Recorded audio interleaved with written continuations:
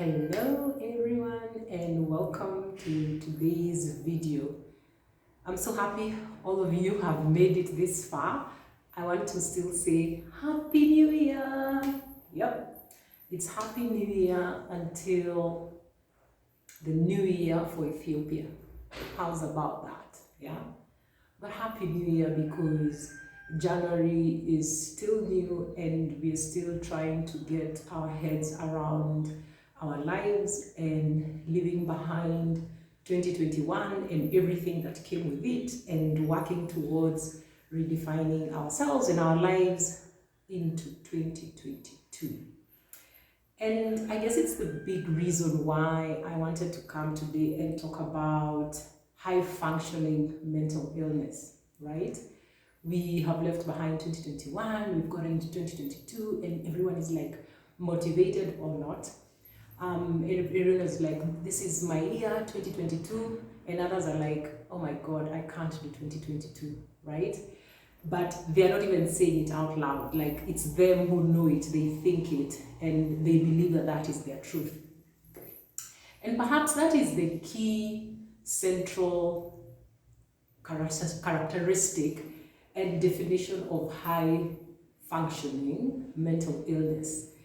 It is such an internal conversation, an internal self-talk, an internal process and experience that is very contradictory to what we see on the outward. On the outward, we see somebody who is eloquent and vocal, presentable, says all the right things, knows all the right people, does all the right things, is a good performer at work, is a nice family person, is pleasant enough, is always on time, everything of theirs is perfect, right? But inside this person is just in utter and complete sadness, and nobody else knows.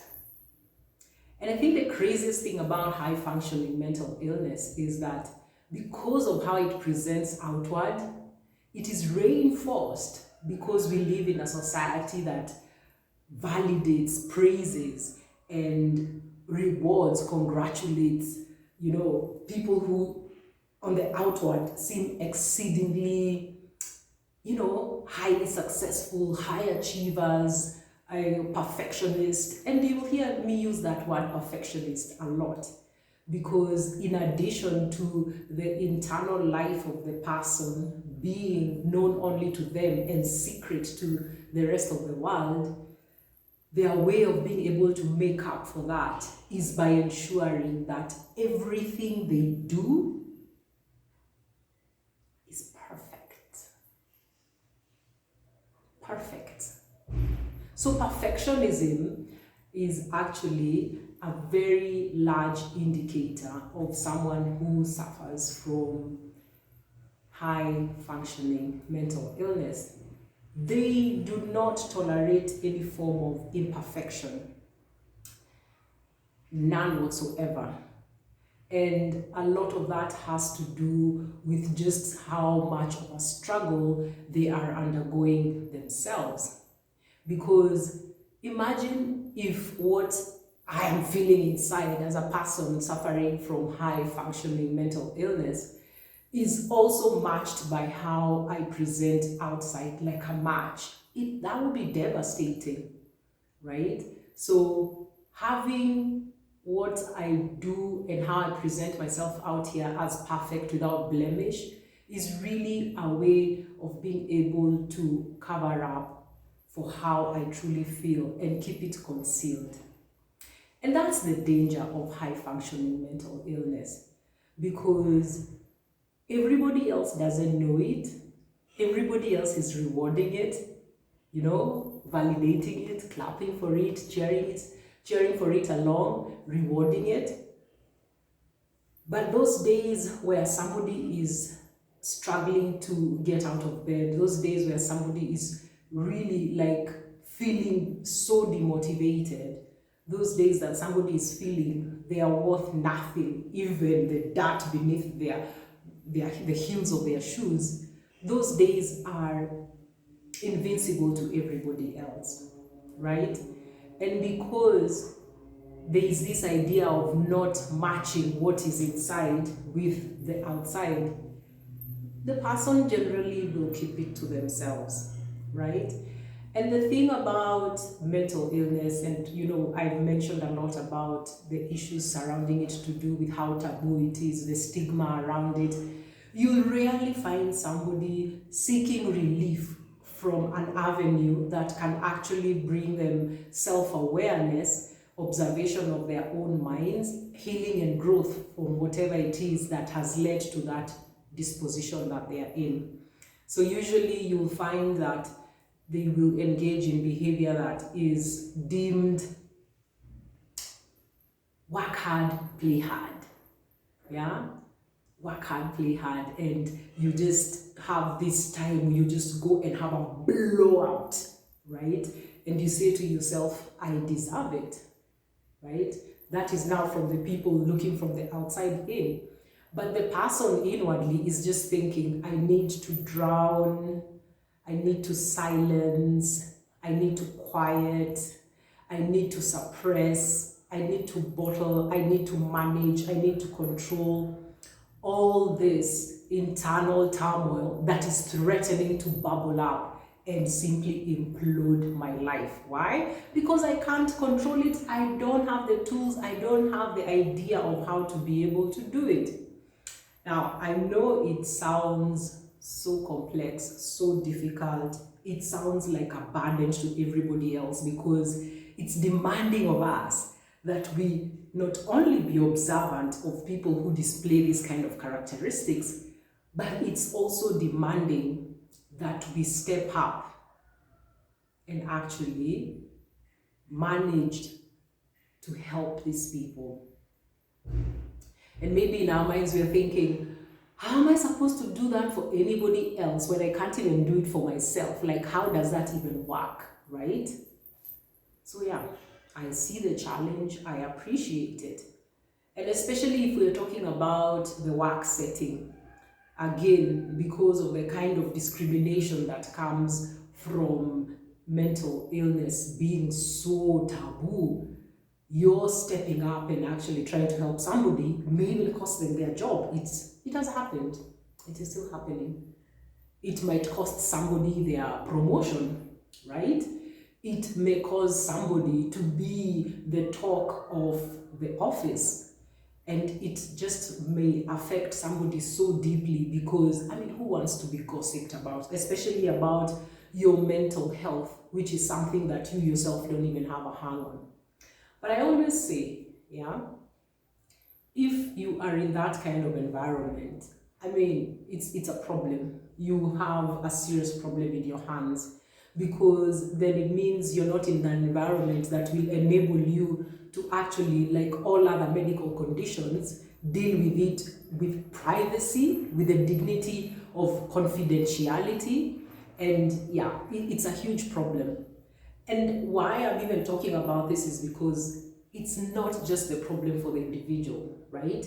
It becomes the responsibility of the people managing human resource within that particular setting. You just have to be aware that this is the reality of life, that there are people who are working for you. They're probably your best people, but they are actually going through one form or another of high functioning mental illness, whether it is high functioning alcoholism, whether it is high functioning anxiety, whether it is high functioning depression. The categories are all there, but all you need to know is that you need to create an environment and insist on it where people's medical situations are not meant for gossip, right? That you can create an environment that is psychologically safe for people to be able to come forward for themselves, or for other people who care about people they notice might be in trouble to come forward and actually get them the help that they need without there being a backlash. And the backlash is the problem, isn't it? Because you want to do the right thing, but you don't want to, take money out of the pocket of your friend.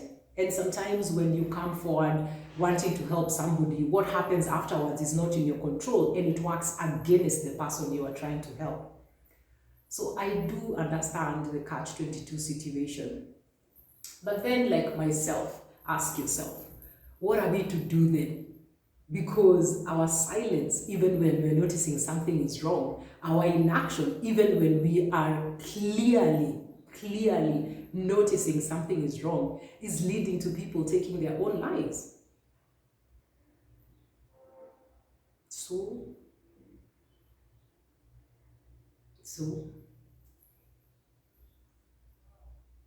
I don't have the answers, right? You don't have the answers either. And probably that's where we need to start from.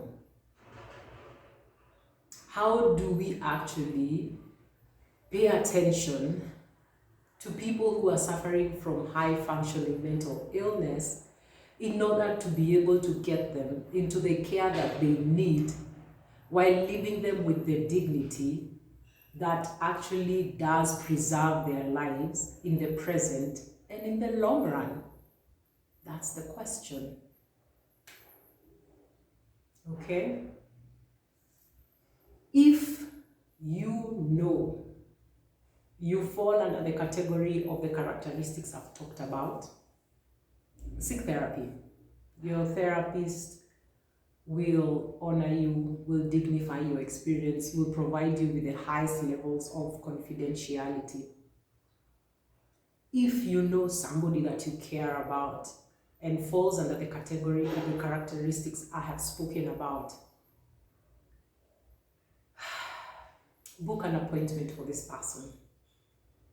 Take them by the hand, bring them to a therapist. That's all it's gonna cost you. And of course for the therapy session, but you understand what I'm saying. So that, instead of us sitting back and going like, oh my God, this is so tragic. How did this happen? Why does this keep happening? Maybe we can mitigate the grief by taking conscious action and saving our own lives and saving the lives of other people that we know, that we love, that are our friends, that are our family, that are just human beings, yeah? So that's it for me for today. Look up high functioning mental illness. Read about it, right?